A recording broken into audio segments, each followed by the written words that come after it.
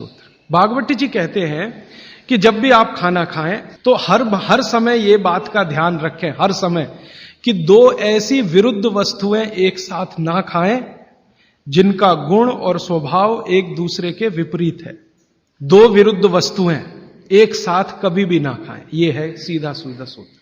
अब आप कहेंगे हमें पता नहीं विरुद्ध वस्तुएं क्या हैं। मैं कुछ विरुद्ध वस्तुओं की सूची बता देता हूं।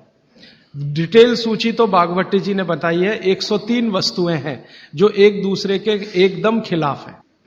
103 वस्तुएं। जैसे सबसे पहली वस्तु उन्होंने बोली है प्याज और दूध, दोनों एक दूसरे के जानी दुश्मन है। दूध और प्याज साथ में खाया तो 20 बीमारियां आने ही वाली हैं। सबसे ज्यादा बीमारियां आएंगी त्वचा की। आपको सोराइसिस होगा, आपको एक्जिमा होगा, आपको खाज होगी, आपको खुजली होगी अगर प्याज दूध साथ में खा रहे हैं तो कभी भी ना खाएं। इसी तरह से वो कहते हैं कि कटहल को क्या कहते हैं? कटहल समझते? जैक फ्रूट, दूध और जैक फ्रूट कभी ना खाएं, दोनों एक दूसरे के जानी दुश्मन। और दूध और ऐसा कोई भी फल साथ में ना खाएं जो सिट्रिक एसिड प्रधान है। सिट्रिक एसिड आप समझते हैं? संतरा, मुसम्मी, नारंगी, अंगूर, खट्टी चीज। एक खट्टी चीज तो आपकी बनाई हुई है, एक खट्टी चीज भगवान की बनाई हुई। तो भगवान की बनाई हुई खट्टी चीज है, दूध के साथ जानी दुश्मन है। भागवत जी ने बहुत साल रिसर्च करके बताया एक ही खट्टा फल है जो दूध के साथ खाएं, वो है आंवला। आंवला, आंवला ही एक फल है, खट्टा है, सिट्रिक एसिड भरपूर मात्रा में है, विटामिन सी भरपूर मात्रा में है, कैल्शियम उसमें भरपूर है। यही एक फल है जो दूध के साथ जरूर खाएं। बाकी कोई फल जिसमें खट्टापन है वो दूध के साथ ना खाएं।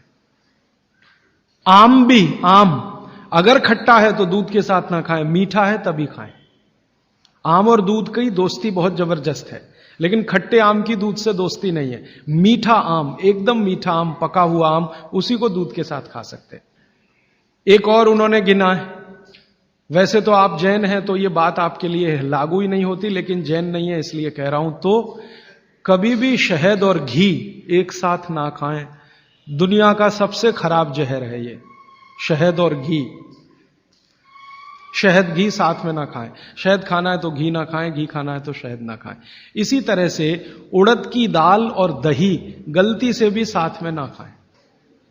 उड़द की दाल, वैसे तो मैंने कल बोला था द्विदल, द्विदल में सबसे खतरनाक है उड़द की दाल। उड़द की दाल के बारे में जितनी भी रिसर्चेस भारत में हुई हैं वो ये कहती हैं कि ये दालों की राजा है, इसलिए ये अकेला ही खाएं। इसके साथ दही नहीं खा सकते, उड़द की दाल के साथ।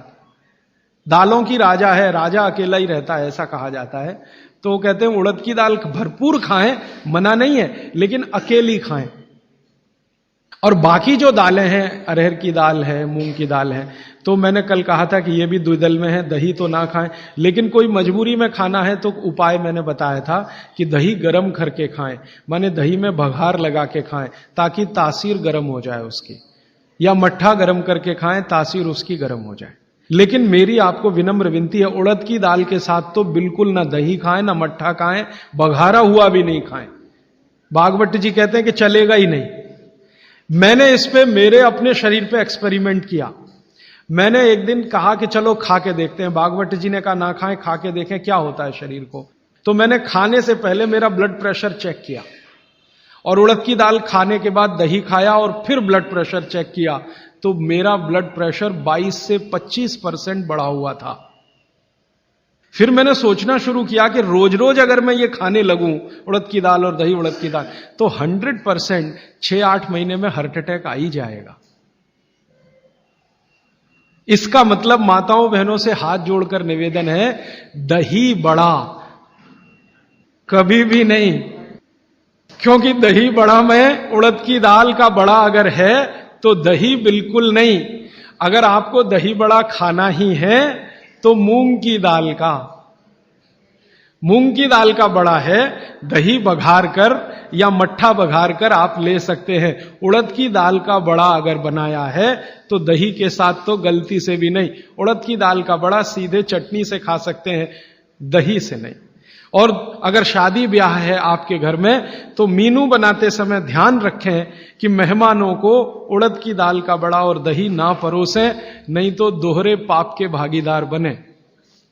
आप अपना तो नाश करेंगे ही, आने वालों का भी नाश करेंगे। और अतिथि देवता है, उसको जहर ना खिलाएं। तो ऐसी एक सूची है। मैंने तो आपको 4-5 चीजें बताई हैं, विस्तार से आप पुस्तक में देख सकते हैं। वो सूची ये कहती है 103 वस्तुओं की, ये चीज इसके साथ ना खाएं, ये चीज इसके साथ ना खाएं। तो भागवत जी कहते हैं 2 विरोधी चीजें साथ में ना खाएं। और वो कहते हैं कि अगर आपने ये सूत्र धारण कर लिया तो जिंदगी भर आप निसंकोच बिना किसी रोग के जीवन बिता सकते।